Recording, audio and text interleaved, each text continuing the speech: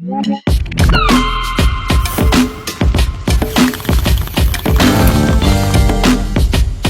j'ai croqué dans quelques sandwichs quand j'avais 14 ans je pense, mais je ressentais pas l'effet. Et c'est vers 15 ans je crois que j'ai vraiment ressenti l'effet du sandwich. J'étais chez un pote qui avait une grosse collection de CD de rap et je crois qu'on s'écoutait Passe le sandwich, tu vois. C'était très cliché, tu vois, mais on était complètement explosé par ce sandwich. Et après j'ai continué à bouffer pas mal de sandwichs pendant les festivals, en allant voir des concerts de rap. Et après il y a une espèce de réflexe de Pavlov, tu vois, qui fait que dès que j'entends du rap, j'ai envie de manger un sandwich.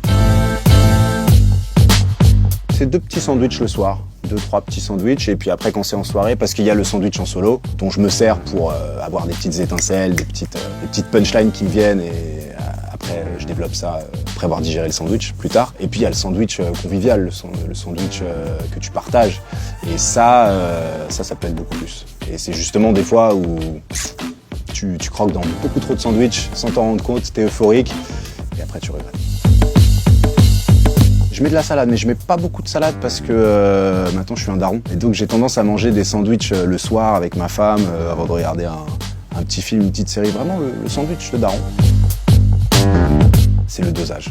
C'est les ingrédients, il faut que ce soit de bons ingrédients et il faut surtout ne pas trop en mettre parce que moi je suis quelqu'un, on m'appelle 90 degrés. Quand le sandwich est trop fort, je termine en mode perpendiculaire comme ça, tu vois, parce que j'ai tendance à avoir de la tachycardie et je me suis retrouvé dans des ambiances très malaisantes, comme on dit aujourd'hui, où j'étais avec des jeunes après les concerts et qui me disaient ah, vas-y, ça ferait trop plaisir de manger un sandwich avec toi. Et j'aurais pas dû.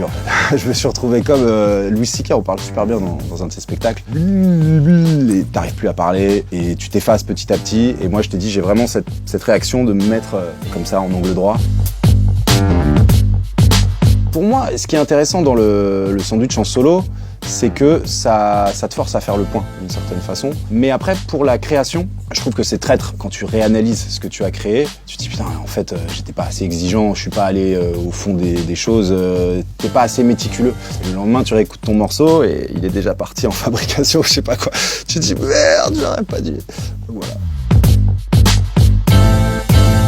J'ai une machine à fabriquer les sandwichs. Ou alors, quand je suis en soirée et que j'ai pas la machine à faire les sandwichs, je trouve quelqu'un, une bonne âme qui veut bien préparer le sandwich pour moi. Et j'essaye d'être un peu 22, comme on dit. Je sais pas si ça se dit encore cette expression-là. 22, 2, numéro 2. On m'appelait même numéro 13, tu vois. C'est une autre appellation, on est dans du chiffre, on reste dans du chiffre.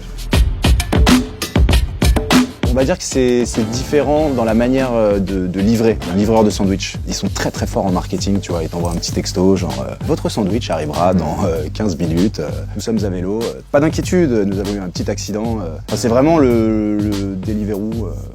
Voilà. J'ai envie de te dire en festival devant Cypress Hill qui commence I want to get high, et là tu croques dans ton sandwich au moment où tu entends le boucher.